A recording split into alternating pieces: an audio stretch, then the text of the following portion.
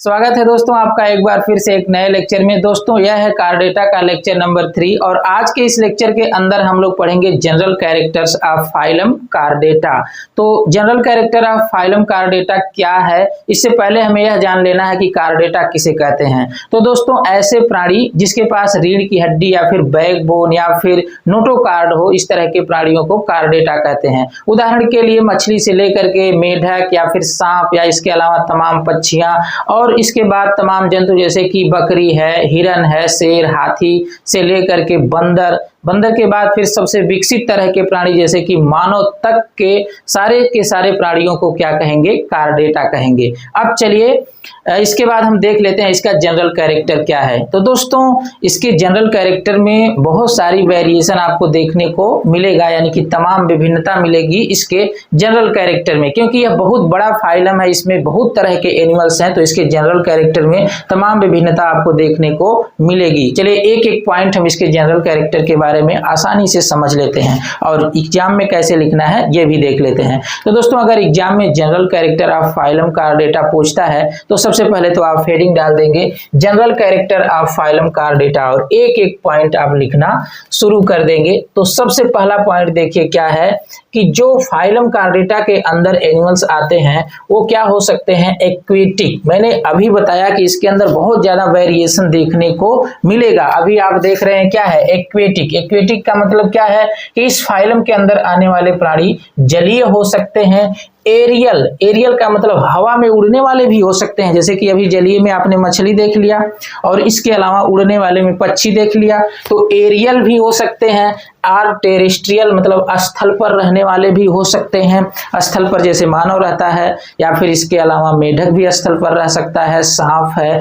तो आप देख रहे हैं कि इस फाइलम के अंदर आने वाले प्राणी एक्वेटिक मतलब जलीय भी हैं, एरियल का मतलब हवा में भी उड़ते हैं और इसके अलावा टेरेस्ट्रियल मतलब स्थल पर भी रहते हैं। तो इस तरह के बहुत सारे वेरिएशन अभी आगे देखने को मिलेंगे।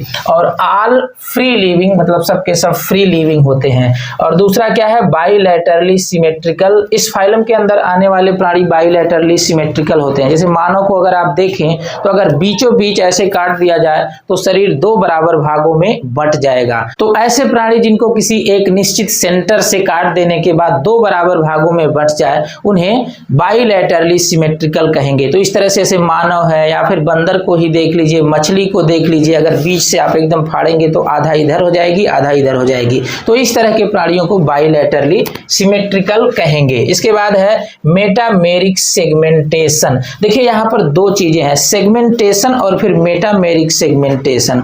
सेगमेंटेशन का मतलब ये होता है कि किसी प्राणी की शरीर बाहर से देखने पे खंड खंड दिखे लेकिन अंदर जो है खंड न रहे, अंदर के पोर्शन डिवाइड न रहे, यानी कि उनका टिश्यू डिवाइड न रहे, तो उन्हें कहते हैं सेगमेंटेशन। लेकिन मेटामेरिक सेगमेंटेशन का मतलब ये होता है कि ऐसे प्राणी जो बाहर से देखने पर भी सेगमेंट में दिखे, खंड खंड में, और उनके अंदर भी खंड खंड में बॉडी डिवाइड हो, यानी कि उनका शरीर कई खंडों में बटा हुआ हो बाहर से लेके अंदर तक, तो उसे कहते हैं मेटामेरिक सेगमेंटेशन। तो आप इसे समझ गए। और इसके बाद फिर है पोस्ट एनल टेल। इनके पास पोस्ट एनल टेल होती है बियॉन्ड द एनस, यानी कि एनस के पीछे पोस्ट एनल टेल होती है कार्डेट्स के पास, जैसे बंदर में देख रहे हैं। इसके अलावा तमाम जानवर, भैंस में या फिर इसके अलावा हिरन में, शेर में, इसमें पोस्ट एनल टेल पाई जाती है at some stage of life. इसके कहने का मतलब यह है कि जितने भी कार्डेट्स होते हैं सबके अंदर पोस्ट एनल टेल पाई जाती है।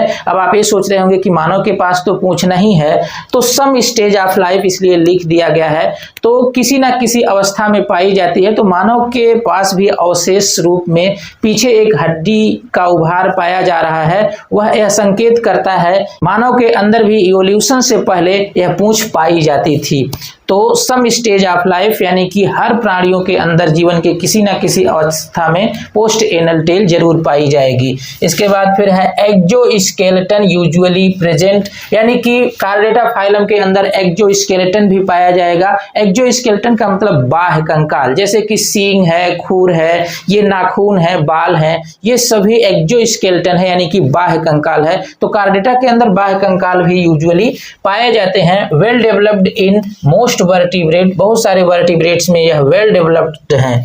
इसके बाद फिर है body wall triploblastic. Chordata phylum के अंदर आने वाले प्राणियों की बॉडी ट्रिप्लोब्लास्टिक होती है और वो तीनों लेयर क्या है तो एक्टोडर्म, मेसोडर्म और एंडोडर्म। यानी कि जब एम्ब्रियोनिक डेवलपमेंट होता है तो यहाँ पर 3 लेयर बनती है। सबसे बाहर की जो लेयर होती है एम्ब्रियो के सबसे बाहर की लेयर को कहते हैं एक्टोडर्म और बीच की लेयर को क्या कहते हैं मेसोडर्म और सबसे अंदर की लेयर को कहते हैं एंडोडर्म। यानी कि इनका एम्ब्रियो या फिर पूरा शरीर 3 लेयर का बना होता है जिसको क्रम से कहते हैं बाहर की तरफ से एक्टोडर्म, मेसोडर्म और एंडोडर्म।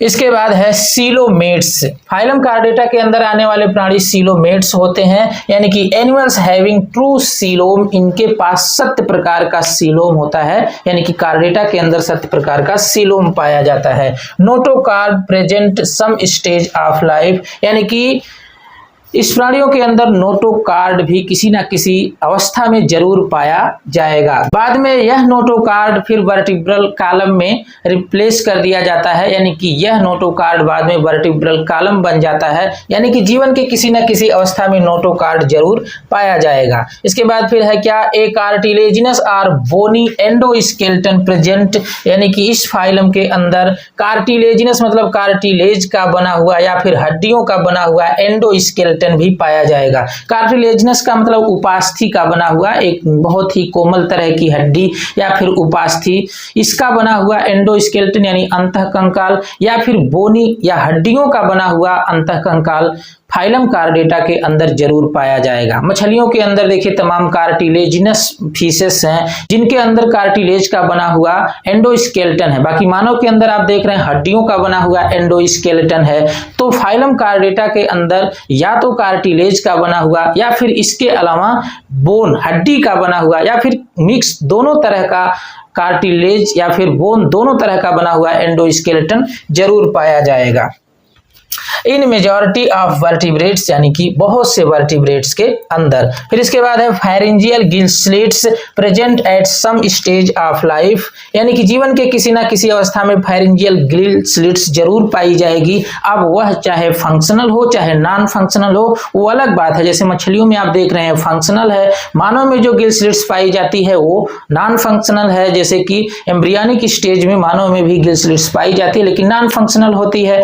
तो कुल मिलाकर के ये कहना है कि फाइलम कार्डेटा के अंदर फायरिंजियल गिल स्लिट्स भी पाई जाती है। इसके बाद फिर है digestive system complete with digestive gland. Phylum chordata के अंदर डाइजेस्टिव सिस्टम कंप्लीट तरह का पाया जाएगा। कंप्लीट तरह का डाइजेस्टिव सिस्टम का मतलब ये है कि माउथ से लेकर के और एनस तक सारे डाइजेस्टिव ऑर्गन उपलब्ध रहेंगे। तो इस तरह के सिस्टम को क्या कहेंगे कंप्लीट। और फिर क्या है विथ डाइजेस्टिव ग्लैंड, यानी कि इन डाइजेस्टिव सिस्टम के साथ साथ डाइजेस्टिव ग्लैंड भी साथ में रहेंगी फाइलम कार्डेटा के अंदर। इसके बाद ब्लड वैस्कुलर सिस्टम क्लोज्ड, यानी कि कार्डेटा के अंदर जो ब्लड वैस्कुलर सिस्टम रहेगा वह क्लोज टाइप का रहेगा, यानी कि ब्लड नसों में बहता है, सिराओं में बहता है, धमनियों में बहता है। तो इस तरह के सिस्टम को क्या कहेंगे क्लोज ब्लड वैस्कुलर सिस्टम। यानी हार्ट जो है तमाम सिराओं से ब्लड को लेता है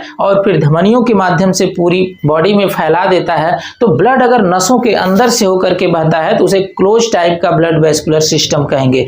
बाकी अगर ऐसा होता है कि हार्ट बॉडी से ब्लड को ले और फिर बॉडी में ही पूरी तरह से छोड़ दे बिना किसी नस का, बिना किसी वेन या फिर आर्टरी का, तो इस तरह के ब्लड वैस्कुलर सिस्टम को ओपन टाइप का ब्लड वैस्कुलर सिस्टम कहेंगे। लेकिन कार्डेटा के अंदर क्लोज टाइप का ब्लड वैस्कुलर सिस्टम पाया जाता है। Heart ventral to dorsal, phylum chordata के अंदर जो हार्ट यानी कि हृदय है वह सामान्यतः वेंट्रल होता है, लेकिन कुछ प्राणियों में डार्सल भी होता है। वेंट्रल का मतलब अगले भाग में, शरीर के अगले भाग में हार्ट का पाया जाना, और डार्सल का मतलब शरीर के पिछले भाग में हार्ट का पाया जाना। अभिमानों में आप देख रहे हैं कि वेंट्रल साइड में हार्ट है, हम लोगों का हार्ट क्या है आगे वाले साइड में है, पीछे वाले साइड में हार्ट नहीं है। इसके बाद फिर क्या है hepatic portal system well developed, chordata के अंदर हिपैटिक पोर्टल सिस्टम विकसित तरह का पाया जाता है। हिपैटिक पोर्टल सिस्टम का मतलब क्या है कि जब पहले तो आप भोजन लेते हैं आंत में जाता है, आंत से फिर वह एब्जॉर्ब कर लिया जाता है और ब्लड के पास भेज दिया जाता है। तो ब्लड जब भोजन उठाता है आंत से तो वह डायरेक्ट हार्ट में नहीं जाता है, हार्ट से पहले वो लीवर में जाता है। कुल मिलाकर ये समझिए कि जब ब्लड भोजन को उठाता है आंत के पास से तो वह डायरेक्ट हार्ट में ना जा करके कहा जाता है लीवर में, ताकि भोजन के अंदर कुछ टॉक्सिक मटेरियल पाया जाता है, लीवर के द्वारा उसे फिल्टर करके तब इसके बाद फिर हार्ट के पास भेजा जाता है और फिर हार्ट के द्वारा पूरी शरीर में फैला दिया जाता है। तो मतलब यह है कि आंत से चलने वाला ब्लड डायरेक्ट हार्ट में ना जा करके लीवर से हो करके हार्ट में जाता है। तो इस तरह के सिस्टम को क्या कहते हैं, हिपैटिक पोर्टल सिस्टम, जो कि कार्डेटा में पूरी तरह से विकसित प्रकार का पाया जाता है। एक्सक्रीशन बाय प्रोटो, मीजो और मेटानेफ्रिक किडनीज, यानी इनके अंदर जो किडनी होती है उसमें भी वेरिएशन आप देख रहे हैं कि प्रोटो बहुत ही प्रिमिटिव तरह की किडनी पाई जा सकती है, मीजो का मतलब मध्यम प्रकार की किडनी पाई जाती है, और इसके अलावा या फिर मेटा या पूरी तरह से विकसित तरह की किडनी पाई जा सकती है। तो इनके किडनी में भी काफी वेरिएशन होता है, प्रोटोनेफ्रिक भी हो सकती है किडनी, या मीजोनेफ्रिक भी हो सकती है, या फिर मेटानेफ्रिक भी इनकी किडनी हो सकती है, क्योंकि बहुत छोटे से लेकर के बहुत बड़े एनिमल्स तक इस फाइलम के अंदर पाए जाते हैं। और फिर क्या है, nerve card, dorsal and tubular, यानी कि कार्डेटा के अंदर जो नर्व कार्ड होती है वो डॉर्सल यानी कि शरीर के पीछे वाले हिस्से में होती है, और ट्यूब्यूलर मतलब एक ट्यूब की तरह से होती है इनकी नर्व कार्ड। आगे क्या है कि एंटेरियर एंड यूजुअली एनलार्ज्ड, यानी कि इनके नर्व कार्ड का जो एंटेरियर एंड होता है, शरीर के आगे वाले हिस्से में जो नर्व कार्ड पाई जाती है वो एनलार्ज का मतलब बड़ी हो जाती है, फूल जाती है, टू फॉर्म ब्रेन, और फूल करके क्या बना देती है, ब्रेन बना देती है, दिमाग बना देती है। तो आप देख रहे हैं जो वर्टिब्रेट्स है उनका नर्व कार्ड का जो आगे वाला हिस्सा है वो एनलार्ज होकर के ब्रेन बना दिया है, दिमाग बना दिया है। इसके बाद फिर क्या है, सेक्सेस आर सेपरेटेड, यानी कि फाइलम कार्डेटा के अंदर कुछ अपवादों को छोड़ करके बाकी सब के सब में सेक्सेस आर सेपरेटेड, मतलब कि मेल और फीमेल अलग अलग होते हैं।